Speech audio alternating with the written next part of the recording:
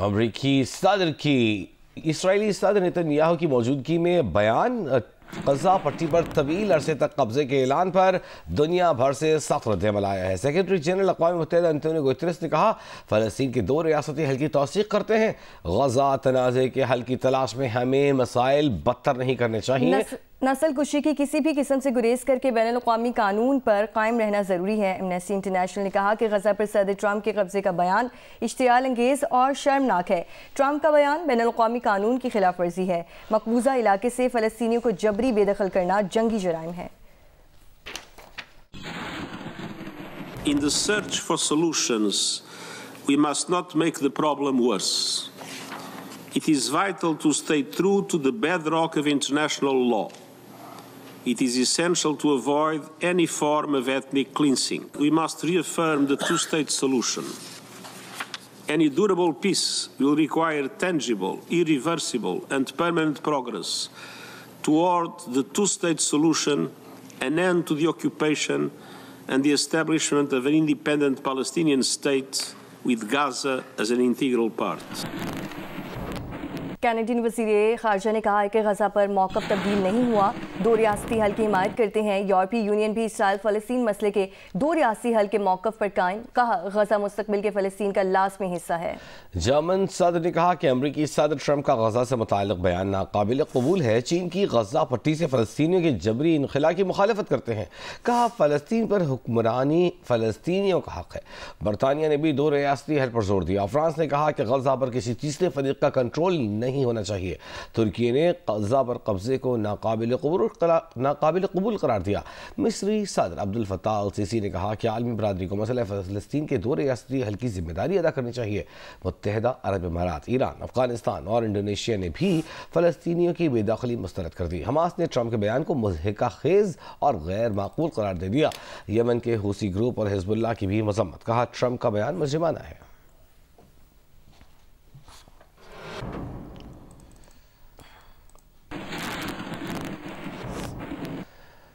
सारी दुनिया से सख्त और शदीद रद्द-ए-अमल के बाद अमरीकी सदर ट्रंप के गजा पर अमरीकी कब्जे के बयान पर तर्जमान वाइट हाउस सामने आए और इस बयान की वजाहत की कोशिश की। तर्जमान वाइट हाउस कैरोलाइन लेविट ने कहा कि सदर ट्रंप का गजा में अमरीकी फ़ौज भेजने का इरादा नहीं है। अमरीकी वज़ीर ख़ारजा ने मज़ीद कहा कि ट्रंप ने गजा की तामीर नौ की जिम्मेदारी लेने की पेशकश की है।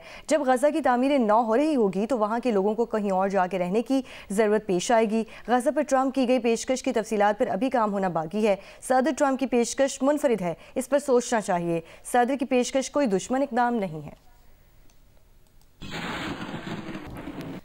सदर मुमलिकत आसिफ अली जरदारी ने कहा है कि हम पहले चीन के इत्तेहादी हैं फिर किसी और के, क्योंकि चीन और हमारी सरहदें आपस में मिलती हैं। बीजिंग में चीनी सदर से मुलाकात में कहा कि चीन पाकिस्तान की सरहद एक जबकि बाकियों की हज़ारों किलोमीटर दूर है, लिहाजा ये कहना कि पड़ोसी से ज़्यादा हमारे करीब कोई और है गलत होगा।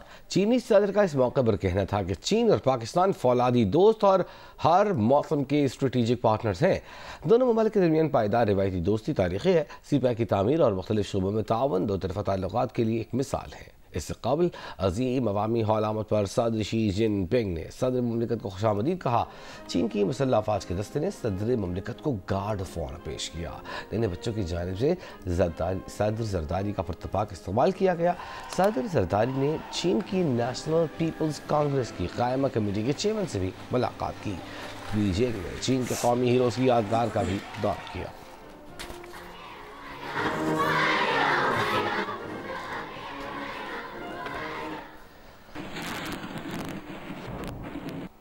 चीनी सदर की जानिब से दिए गए इस शाइए के दौरान वज़ीर दाखिला मोहसिन नकवी और चीनी सदर शी जिनपिंग के दरमियान अहम मौज़ूआत पर तबादला ख्याल हुआ। मोहसिन नकवी ने चीनी सदर को चीनी शहरियों की सिक्योरिटी और दहशतगर्दी के खिलाफ मुख्तलिफ इक़दाम से आगाह किया। वज़ीर दाखिला मोहसिन नकवी ने अहम मुलाकात से मुतालिक एक बयान में कहा कि चीन के सदर शी जिनपिंग से मुलाकात करना एजाज़ की बात है।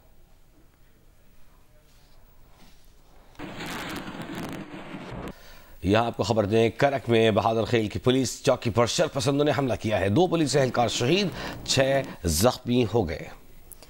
जख्मी शहीद होने वालों में ड्राइवर नकीब और अदनान शामिल। GPO के मुताबिक पुलिस की जवाबी फायरिंग से हमलावर फरार हो गए। 4 जख्मी पुलिस एहलकार डिस्ट्रिक्ट हेडक्वार्टर अस्पताल मुंतकिल कर दिए गए हैं, जबकि 2 जख्मी पुलिस एहलकारों को पेशावर रेफर कर दिया गया है।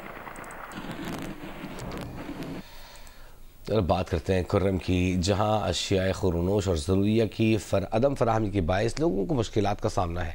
ऐसे में जलाने वाली लकड़ी भी ख़त्म हो रही है, जिसके बायस नरखों में इजाफे ने शहरियों को मज़ीद परेशान कर दिया है। अली अफजल अफजाल मज़ीद बता रहे हैं।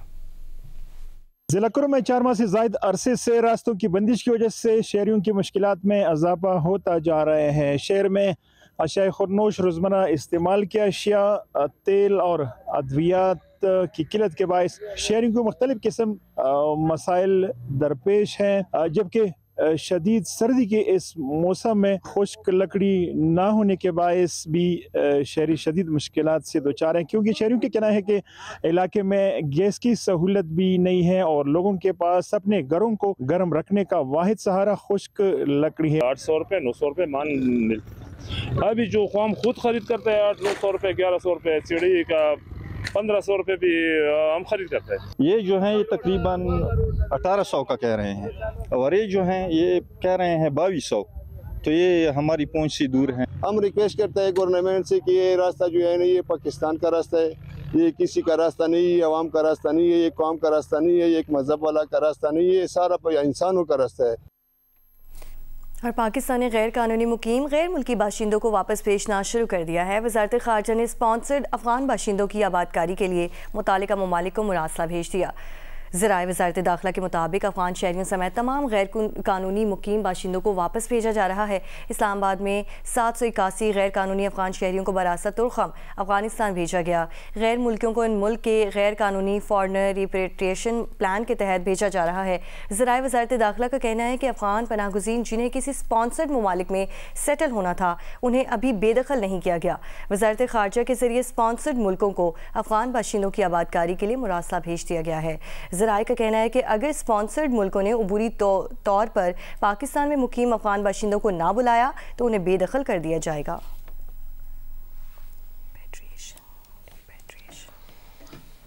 मुल्तान के शहरियों का कहना है कि एक जानब हुकूमती दावे हैं तो उसके बरअक्स महंगाई रोज़ बरोज़ बढ़ती जा रही है।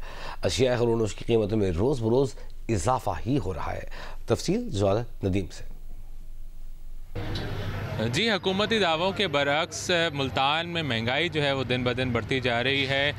हुकूमत की जानिब से दावा किया जा रहा है कि महंगाई की शरह जो है वो काफ़ी कम हो चुकी है, तकरीबन 2.4% पे महंगाई की शरह जो है वो आ चुकी है। लेकिन अगर मुल्तान में इसी तरह बात करते चलें तो मुख्तलिफ जो अशिया खुर्दनोश हैं उनकी कीमतों में रोज़ बरोज़ इजाफा जो है वो रिकॉर्ड किया जा रहा है। इसी तरह से अगर मुख्तलिफ जो खाने की चीज़ें हैं, जिसमें चिकन के रेट की अगर बात करें तो चिकन में के रेट में तकरीबन 80 से 100 रुपये फ़ी किलो जो है वो 10 दिन के अंदर जो है वो इजाफा रिकॉर्ड किया गया है। जबकि जो दीगर खाने पीने की चीज़ें हैं, जिसमें खुर्दनी तेल है, मुख्तलिफ ब्रांड्स के जो कुकिंग ऑयल हैं, उनकी कीमतों में भी तकरीबन 100 रुपये पर लीटर जो है वो इजाफा रिकॉर्ड किया गया है। चीनी की कीमतों में भी मुसलसल जो है वो इजाफा रिकॉर्ड किया जा रहा है। तकरीबन चीनी की कीमतों में 120 रुपये फ़ी किलो पहले फ़रोख्त की जा रही थी, जो कि अब 150 रुपये फ़ी किलो में फ़रोख्त की जा रही है। शहरियों की जानिब से कहा जा रहा है कि गुज़िश्ता कुछ दिनों के दौरान मुसलसल जो ये चीज़ें हैं खाने पीने की, इनमें मुसलसल महंगाई जो है वो रिकॉर्ड की जा रही है। उनकी जानिब से हुकूमत से बिलखसूस वज़ीर आला पंजाब से ये मुतालबा किया गया है कि यहाँ पे मुल्तान में महंगाई को कंट्रोल किया जाए। जी। और सखर शहर में दूध फरोशों की मुकाबलाबाजी, दूध की फ़ी किलो कीमत 200 रुपये से कम होकर 100 से 120 रुपये हो गई। ताहम शालीमार के इलाके में कम कीमत दूध बेचने वाले दूध सेंटर पर नामालूम अफराद ने हमला करके सस्ते दूध के बैनर्स फाड़ दिए। सखर में दूध की खपत कम होने पर शालीमार के इलाके में एक दूध फरोश ने आवाम को रिलीफ देने के लिए 200 के बजाय 120 रुपये किलो फ़रोख्त शुरू की, जिस पर बासर दूध फरोशों ने कम कीमत बेचने वाले दूध फरोश को हिरासा किया। वो बोल रहे थे आप रेट बढ़ाओ, 200 में चलाओ। हमने बोला हम 200 में नहीं चलाएंगे।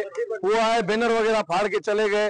हमने दूध बंद कर दिया। आवाम की रश आ गई। आवाम ने सारा रिलीफ आवाम को हम दे रहे हैं। यहाँ जो है 120 रुपए किलो मिल रहा है, दूसरी जगह पे जो है 200 रुपए किलो मिल रहा है। अब यहाँ जो है ये लोग बोल रहे हैं कि जी वो रेट बढ़ाओ। कौन लोग कह रहे हैं? वो दूध वाले बोल रहे हैं कि दूसरे जो ज्यादा चला रहे हैं वो बोल रहे हैं, माफिया बोल रही है कि जी तो वो अपना रेट बढ़ाओ 200 रुपए, और आवाम चाहती है कि जो 120 रुपए में चाहिए। और अब खेलों की खबरें। ट्राई नेशन सीरीज और चैंपियंस ट्रॉफी की तैयारियों के सिलसिले में पाकिस्तान क्रिकेट टीम का ट्रेनिंग कैंप लाहौर में जारी है। लाहौर के मुकामी क्रिकेट ग्राउंड में कौमी स्क्वाड ने दूसरे रोज भी भरपूर प्रैक्टिस की। सिनेरियो बेस्ड प्रैक्टिस मैच से कबल खिलाड़ियों ने वार्म अप सेशन में हिस्सा लिया, जिसके बाद कोचेस ने खिलाड़ियों को आधे घंटे तक फील्डिंग और कैचेस की प्रैक्टिस कराई। दूसरे रोज भी इब्तदाई ड्रिल्स के बाद कौमी स्क्वाड ने सिनेरियो बेस्ड प्रैक्टिस मैच खेला। बाबर आजम और फखर जमान ने ओपनिंग की और लंबी बारी खेली। नसीम शाह, शाहीन अफरीदी समेत फास्ट और स्पिन बॉलर्स ने भरपूर बॉलिंग कराई। कुछ खिलाड़ियों ने कोचेस की निगरानी में नेट सेशन में भी भरपूर हिस्सा लिया। आज पाकिस्तान और न्यूजीलैंड की टीमें शाम को LCCA ग्राउंड में प्रैक्टिस सेशन में हिस्सा लेंगी। ट्राई सीरीज और चैंपियंस ट्रॉफी में शिरकत के लिए न्यूजीलैंड की टीम पाकिस्तान पहुंच गई है। न्यूजीलैंड की क्रिकेट टीम बरास्ता दुबई निजी एयरलाइन से ऑलराउंडर मिचेल सेंटनर की क़यादत में लाहौर पहुंची है। कीवी टीम 8 फरवरी से शुरू होने वाली ट्राई नेशन सीरीज के अलावा चैंपियंस ट्रॉफी में भी शिरकत करेगी। मेगा इवेंट में उसका पहला मैच मेजबान पाकिस्तान से इवेंट के इफ्तिताही रोज 19 फरवरी को कराची में होगा। लाहौर पहुंचने के बाद न्यूजीलैंड की टीम ने बुध को मुकम्मल आराम किया। वो आज से प्रैक्टिस करेगी। लाहौर में 3 मुल्की क्रिकेट सीरीज के लिए क़ज़ाफ़ी स्टेडियम में तैयारियां जारी हैं। मुख्तलिफ इदारों के सिक्योरिटी एहलकारों ने निश्तर पार्क की सिक्योरिटी की जिम्मेदारियां संभाल ली हैं। पाकिस्तान और न्यूजीलैंड की टीमें 6 और 7 फरवरी को क़ज़ाफ़ी स्टेडियम में प्रैक्टिस करेंगी। पाकिस्तान और न्यूजीलैंड की टीमों के दरमियान पहला वनडे इंटरनेशनल 8 फरवरी को क़ज़ाफ़ी स्टेडियम में खेला जाएगा। क़ज़ाफ़ी स्टेडियम में जारी तरक्याती काम भी तकरीबन मुकम्मल कर दिया गया है, जबकि मेन बिल्डिंग पर जारी काम जल्द मुकम्मल किए जाने का इम्कान है।